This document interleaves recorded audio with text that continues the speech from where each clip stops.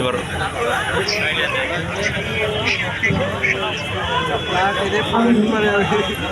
আমার শ্রদ্ধাকে আমি আমার খুব খুশি মনে করি। আমার আমার শ্রদ্ধা আমার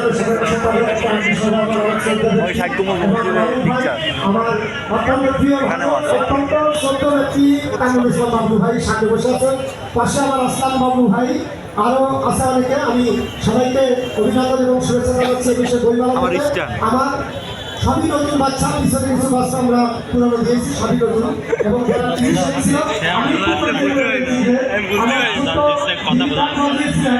আমাদের আমার থেকে আপনারা একটু করবেন মাধ্যমিক এবং বাংলা ধরেছিল